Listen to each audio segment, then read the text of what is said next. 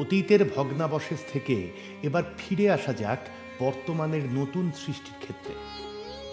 লাবণ্য পড়বার ঘরে অমিতকে বসিয়ে রেখে যোগমায়াকে খবর দিতে গেল। সে ঘরে অমিত বসল যেন পদ্মের মাঝখানটাতে ভ্রমরের মতো। চারিদিকে চায়, সকল জিনিস থেকে কিসের ছোঁয়া লাগে, ওর মনটাকে দেয় উদাস করে। শেলফে পড়বার টেবিলে ইংরেজি সাহিত্যের বই দেখলে সে বইগুলো যেন বেঁচে উঠেছে। সব লাবণ্যর পড়া বই, তার আঙুলে পাতা উল্টানো, তার দিনরাত্রির ভাবনা লাগা, তার উৎসুক দৃষ্টির পথ চলা, তার অন্যমনস্ক দিনে কোলের উপর পড়ে থাকা বই। চমকে উঠল যখন টেবিলে দেখতে পেল ইংরেজ কবি ডন এর কাব্যগ্রন্থ। অক্সফোর্ডে থাকতে ডন এবং তার সময়কার কবিদের গীতিকাব্য ছিল অমিতর প্রধান আলোচ্য।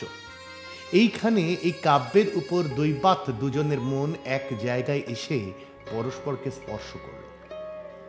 এতদিনকার নিরুৎসুক দিনরাত্রির দাগ লেগে অমিতর জীবনটা ঝাপসা হয়ে গিয়েছিল, যেন মাস্টারের হাতে স্কুলের প্রতি বছরে পড়ানো একটা ঢিলে মলাটের টেক্সট বুক। আগামী দিনটার জন্য কোনো কৌতূহল ছিল না, আর বর্তমান দিনটাকে পুরো মন দিয়ে অভ্যর্থনা করা ওর পক্ষে ছিল অনাবশ্যক। এখন সে এইমাত্র এসে পৌঁছল একটা নতুন গ্রহে। এখানে বস্তুর ভার কম, পা মাটি ছাড়িয়ে যেন উপর দিয়ে চলে, প্রতি মুহূর্ত ব্যগ্র হয়ে অভাবনীয়ের দিকে এগোতে থাকে। গায়ে হাওয়া লাগে আর সমস্ত শরীরটা যেন বাঁশি হয়ে উঠতে ইচ্ছে করে। আকাশের আলো রক্তের মধ্যে প্রবেশ করে, আর ওর অন্তরে অন্তরে যে উত্তেজনার সঞ্চার হয় সেটা গাছের সর্বাঙ্গ প্রবাহিত রসের মধ্যে ফুল ফোটাবার উত্তেজনার মতো। মনের উপর থেকে কতদিনের ধুলো পর্দা উঠে গেল, সামান্য জিনিসের হাত থেকে ফুটে উঠছে অসামান্যতা। তাই যোগমায়া যখন ধীরে ধীরে ঘরে এসে প্রবেশ করলেন, সেই অতি সহজ ব্যাপারেও আজ অমিতর বিস্ময় লাগল। আহা, এ তো আগমন নয়, এ যে আবির্ভাব। 40-এর কাছাকাছি তার বয়স, কিন্তু বয়সে তাকে শিথিল করেনি, কেবল তাকে গম্ভীর শুভ্রতা দিয়েছে। গৌরবর্ণ মুখ টসটস করছে, বৈধব্য রীতিতে চুল ছাঁটা, মাতৃভাবে পূর্ণ প্রসন্ন চোখ, হাসিটি স্নিগ্ধ। মোটা থান চাদরে মাথা বেষ্টন করে সমস্ত দেহ সংবৃত, পায়ে জুতো নেই, দুটি পা নির্মল সুন্দর। অমিত তার পায়ে হাত দিয়ে যখন প্রণাম করলে ওর শিরে শিরে যেন দেবীর প্রসাদের ধারা বয়ে গেল। প্রথম পরিচয়ের পর যোগমায়া বললেন, তোমার কাকা অমরেশ ছিলেন আমাদের জেলার সবচেয়ে বড় উকিল। একবার এক সর্বনেশে মোকদ্দমায় আমরা ফতুর হতে বসেছিলাম, তিনি আমাদের বাঁচিয়ে দিয়েছেন। আমাকে ডাকতেন বৌদিদি বলে। অমিত বললে, আমি তার অযোগ্য ভাইপো। কাকা লোকসান বাঁচিয়েছেন, আমি লোকসান ঘটিয়েছি। আপনি ছিলেন তার লাভের বৌদিদি, আমার হবেন লোকসানের মাসিমা। যোগমায়া জিজ্ঞাসা করলেন, তোমার মা আছেন? অমিত বললে, ছিলেন, মাসি থাকাও খুব উচিত ছিল। মাসির জন্য ক্ষেত কেন বাবা? ভেবে দেখুন না, আজ যদি ভাঙতুম মায়ের গাড়ি, বকুনির অন্ত থাকতো না, বলতেন এটা বাঁদরামি। গাড়িটা যদি মাসির হয়, তিনি আমার অপটুতা দেখে হাসেন, মনে মনে বলেন ছেলে মানুষই। যোগমায়া হেসে উঠলেন, তাহলে না হয় গাড়িখানা মাসিরই হলো। অমিত লাফিয়ে উঠে যোগমায়ার পায়ের ধুলো নিয়ে বললে, এই জন্যই তো পূর্বজন্মের কর্মফল মানতে হয়। মায়ের কোলে জন্মেছি, মাসির জন্য কোনো তপস্যাই করিনি। গাড়ি ভাঙাটাকে সৎকর্ম বলা চলে না, অথচ এক নিমেষে দেবতার বরের মতো মাসি জীবনে অবতীর্ণ হলেন। এর পিছনে কত যুগের সূচনা আছে ভেবে দেখুন। যোগমায়া হেসে বললেন, কর্মফল কার বাবা? তোমার না আমার, না যারা মোটর মেরামতের ব্যবসা করে তাদের? ঘন চুলের ভিতর দিয়ে পিছন দিকে আঙুল চালিয়ে অমিত বললে, শক্ত প্রশ্ন। কর্ম একার নয়, সমস্ত বিশ্বের। নক্ষত্র থেকে নক্ষত্রে তারই সম্মিলিত ধারা যুগে যুগে চলে এসে শুক্রবার ঠিক বেলা 9:48 সময় লাগালে এক ধাক্কা। তারপরে যোগমায়া লাবণ্যের দিকে আর চোখে চেয়ে একটু হাসলেন। অমিতর সঙ্গে যথেষ্ট আলাপ হতে না হতেই তিনি ঠিক করে বসে আছেন, এদের দুজনের বিয়ে হওয়া চাই। সেইটের প্রতি লক্ষ্য করেই বললেন, বাবা তোমরা দুজনই ততক্ষণ আলাপ করো, আমি এখানে তোমার খাওয়ার বন্দোবস্ত করে আসি গে। দ্রুত তালে আলাপ জমাবার ক্ষমতা অমিতর। সে একেবারে শুরু করে দিলে, মাসিমা আমাদের আলাপ করার আদেশ করেছেন। আলাপের আদিতে হলো নাম। প্রথমেই সেটা পাকা করে নেওয়া উচিত। আপনি আমার নাম জানেন তো? ইংরেজি ব্যাকরণে যাকে বলে প্রপার নেম। লাবণ্য বললে, আমি তো জানি আপনার নাম অমিতবাবু। ওটা সব ক্ষেত্রে চলে না। লাবণ্য হেসে ফেললে, ক্ষেত্র অনেক থাকতে পারে, কিন্তু অধিকারীর নাম তো একই হওয়া চাই। আপনি যে কথাটা বলছেন ওটা একালের নয়। দেশে কালে পাত্রে ভেদ আছে, অথচ নামে ভেদ নেই। ওটা অবৈজ্ঞানিক। রিলেটিভিটি অফ নেমস প্রচার করে আমি নামজাদা হব স্থির করেছি। তার গোড়াতেই জানাতে চাই, আপনার মুখে আমার নাম অমিতবাবু নয়। আপনি সাহেবী কায়দা ভালোবাসেন মিস্টার রয়? একেবারে সমুদ্রের ওপারের ওটা দূরের নাম। নামের দূরত্ব ঠিক করতে গেলে মেপে দেখতে হয় শব্দটা কানের সদর থেকে মনের অন্দরে পৌঁছতে কতক্ষণ লাগে। দ্রুতগামী নামটা কি শুনি? বেগ দ্রুত করতে গেলে বস্তু কমাতে হবে। অমিতবাবুর বাবুটা বাদ দিন। লাবণ্য বললে, সহজ নয়, সময় লাগবে। সময়টা সকলের সমান লাগা উচিত নয়। এক ঘড়ি বলে কোনো পদার্থ নেই। ট্যাঁক ঘড়ি আছে, ট্যাঁক অনুসারে তার চাল। আইনস্টাইনের এই মত। লাবণ্য উঠে দাঁড়িয়ে বললে, আপনার কিন্তু স্নানের জল ঠান্ডা হয়ে আসছে। ঠান্ডা জল শিরোধার্য করে নেব, যদি আলাপটাকে আর একটু সময় দেন। সময় আর নেই, কাজ আছে। বলেই লাবণ্য চলে গেল। অমিত তখনই স্নান করতে গেল না। স্মিত হাস্য মিশ্রিত প্রত্যেক কথাটি লাবণ্যের ঠোঁট দুটির ওপর কিরকম একটা চেহারা ধরে উঠছিল, বসে বসে সেইটে ও মনে করতে লাগলো। অমিত অনেক সুন্দরী মেয়ে দেখেছে। তাদের সৌন্দর্য পূর্ণিমা রাত্রির মতো উজ্জ্বল, অথচ আচ্ছন্ন। লাবণ্যের সৌন্দর্য সকালবেলার মতো, তাতে অস্পষ্টতার মোহ নেই। তার সমস্তটা বুদ্ধিতে পরিব্যাপ্ত। তাকে মেয়ে করে গড়বার সময় বিধাতা তার মধ্যে পুরুষের একটা ভাগ মিশিয়ে দিয়েছেন। তাকে দেখলেই বোঝা যায় তার মধ্যে কেবল বেদনার শক্তি নয়, সেই সঙ্গে আছে মননের শক্তি। এইটাতেই অমিতকে এত করে আকর্ষণ করেছে। অমিতর নিজের মধ্যে বুদ্ধি আছে, ক্ষমা নেই, বিচার আছে, ধৈর্য নেই। ও অনেক জেনেছে, শিখেছে, কিন্তু শান্তি পায়নি।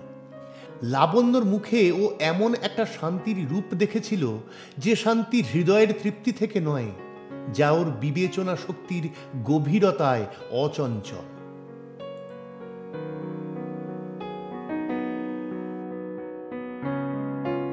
অমিত মিশুক মানুষ।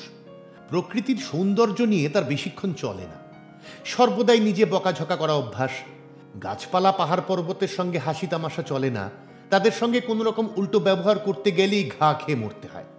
তারাও চলে নিয়মে, অন্যের ব্যবহারেও তারা নিয়ম প্রত্যাশা করে। এক কথায় তারা অরসিক। সেই জন্যে শহরের বাইরে ওর প্রাণ হাঁপিয়ে ওঠে। কিন্তু কি যে হলো, শিলং পাহাড়টা চারদিক থেকে অমিতকে নিজের মধ্যে যেন রসিয়ে নিচ্ছে। আজ সে উঠেছে সূর্য ওঠবার আগে। এটা ওর স্বধর্ম বিরুদ্ধ। জানলা দিয়ে দেখলে দেবদারু গাছের ঝালরগুলো কাঁপছে, আর তার পিছনে পাতলা মেঘের উপর পাহাড়ের ওপার থেকে সূর্য তার তুলির লম্বা লম্বা সোনালি টান লাগিয়েছে। আগুনে জ্বলা যেসব রঙের আভা ফুটে উঠছে, তার সম্বন্ধে চুপ করে থাকা ছাড়া আর কোনো উপায় নেই। তাড়াতাড়ি এক পেয়ালা চা খেয়ে অমিত বেরিয়ে পড়ল। রাস্তা তখন নির্জন।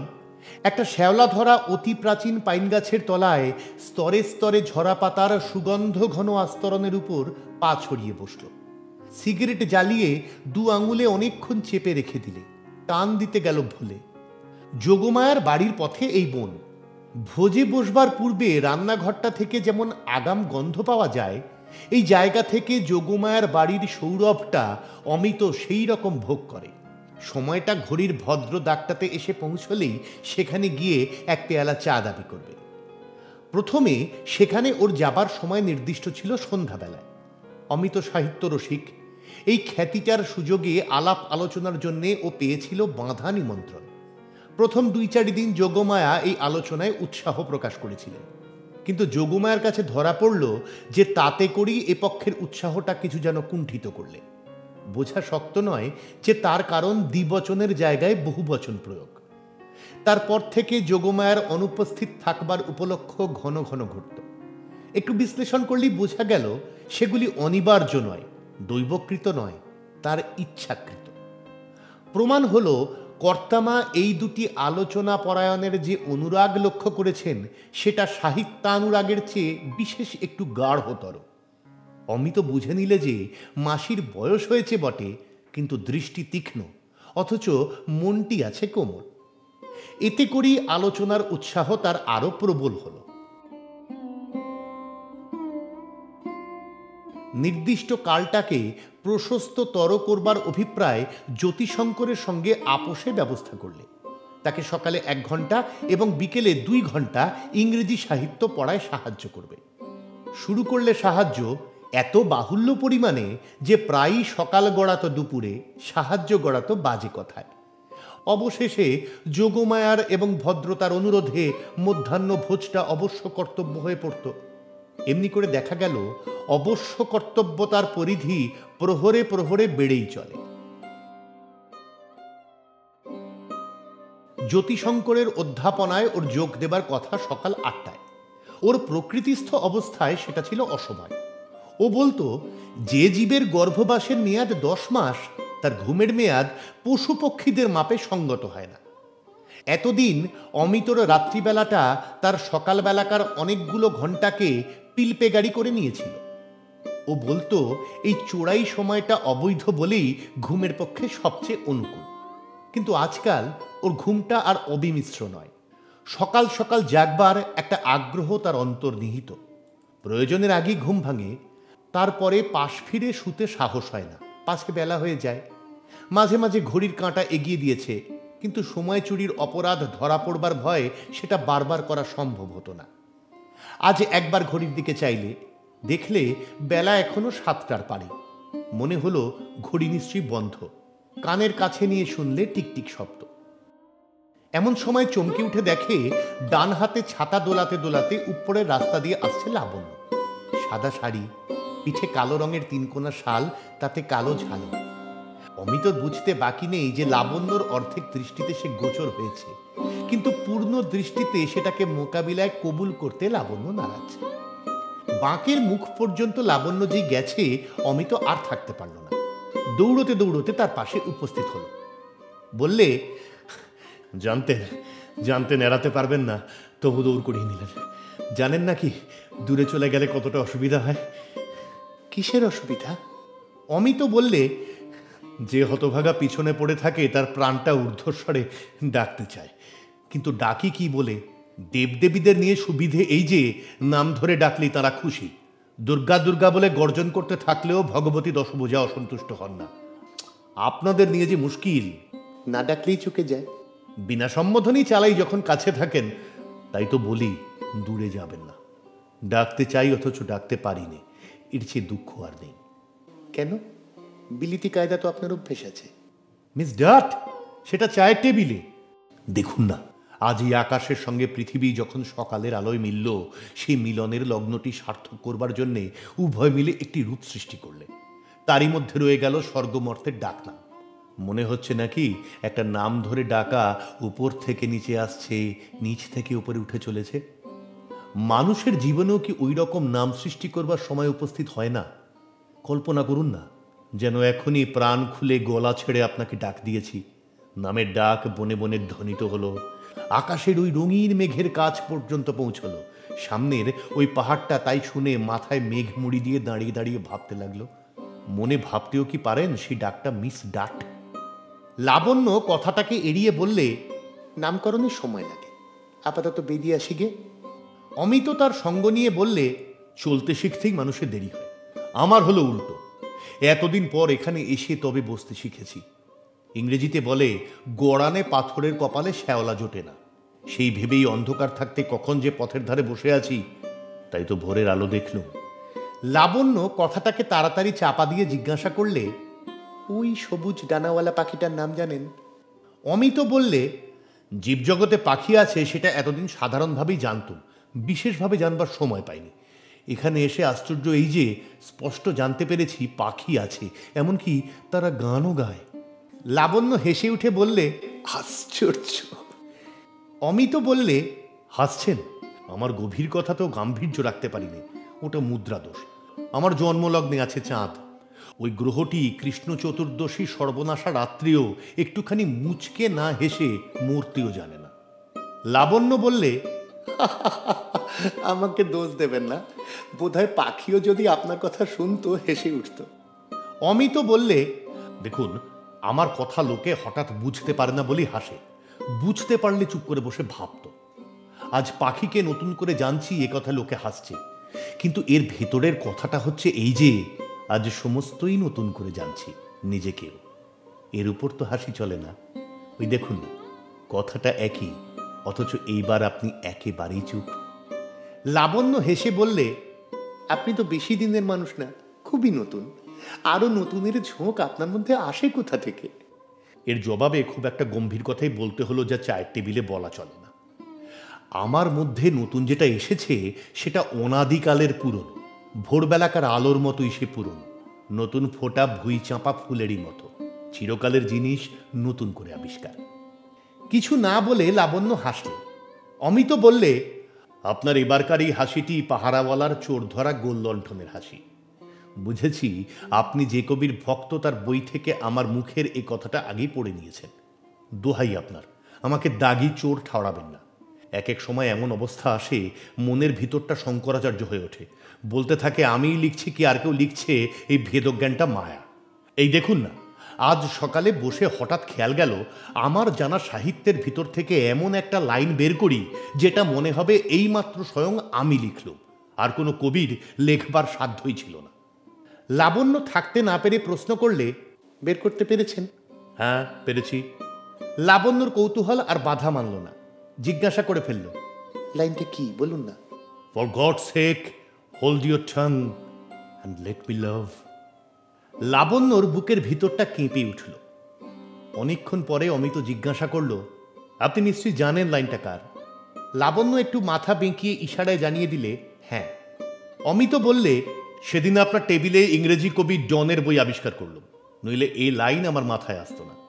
আবিষ্কার করলেন? আবিষ্কার নয় তো কি, বইয়ের দোকানে বই চোখে পড়ে, আপনার টেবিলে বই প্রকাশ পায়।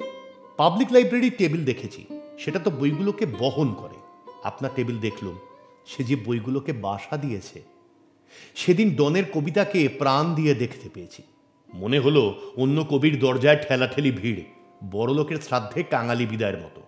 ডনের কাব্যমহল নির্জন, ওখানে দুটি মানুষ পাশাপাশি বসবার জায়গাটুকু আছে। তাই এমন স্পষ্ট করে শুনতে পেলুম আমার সকালবেলাকার মনের কথাটি, দোহাই তোদের একটুকু চুপ কর, ভালোবাসিবারে দিয়ে আমারে অবসর। লাবণ্য বিস্মিত হয়ে জিজ্ঞাসা করলে, আপনি বাংলা কবিতা লেখেন নাকি? ভয় হচ্ছে আজ থেকে লিখতে শুরু করবো বা। নতুন অমিত রায় কি যে কাণ্ড করে বসবে, পুরনো অমিত রায়ের তা কিছু জানা নেই। হয়তোবা সে এখনই লড়াই করতে বেরোবে। লড়াই কার সঙ্গে? সেইটা ঠিক করতে পারছি না, কেবলই মনে হচ্ছে খুব মস্ত কিছু একটার জন্য এখনই চোখ বুজে প্রাণ দিয়ে ফেলা উচিত, তারপরে অনুতাপ করতে হয় বসে বসে করা যাবে। লাবণ্য হেসে বললে, প্রাণ যদি দিতেই হয় তো সাবধানে দেবেন। সে কথা আমাকে বলা অনাবশ্যক। কমিউনাল রায়টের মধ্যে আমি যেতে নারাজ। মুসলমান বাঁচিয়ে ইংরেজ বাঁচিয়ে চলব। যদি দেখি বুড়ো সুড়ো গোছের মানুষ অহিংস মেজাজের ধার্মিক চেহারা শিঙে বাজিয়ে মোটর হাঁকিয়ে চলেছে, তার সামনে দাঁড়িয়ে পথ আটকে বলবো যুদ্ধাং দেহি। ওই যে লোক অজীর্ণ রোগ সারাবার জন্য হাসপাতালে না গিয়ে এমন পাহাড়ে আসে, খিদে বাড়াবার জন্যে নির্লজ্জ হয়ে হাওয়া খেতে বেরোয়। লাবণ্য হেসে বললে, লোকটা তবু যদি অমান্য করে চলে যায়? তখন আমি পিছন থেকে দুহাত আকাশে তুলে বলবো, এবারকার মতো ক্ষমা করলুম, তুমি আমার ভ্রাতা, আমরা এক ভারত মাতার সন্তান। বুঝতে পারছেন, মন যখন খুব বড় হয়ে ওঠে তখন মানুষ যুদ্ধ করে, ক্ষমা করে। লাবণ্য হেসে বললে, আপনি যখন যুদ্ধের প্রস্তাব করেছিলেন মনে ভয় হয়েছিল, কিন্তু ক্ষমার কথা যেরকম বোঝালেন তাতে আশ্বস্ত হলাম যে ভাবনা নেই। অমিত বললে, আমার একটা অনুরোধ রাখবেন? কি বলুন? আজ খিদে বাড়াবার জন্য আর বেশি বেড়াবেন না। আচ্ছা বেশ, তারপরে? ওই নিচে গাছতলায় যেখানে নানা রঙের ছ্যাতলা পড়া পাথরটার নিচ দিয়ে একটুখানি জল ঝিরঝির করে বয়ে যাচ্ছে, ওইখানে বসবেন, আসুন।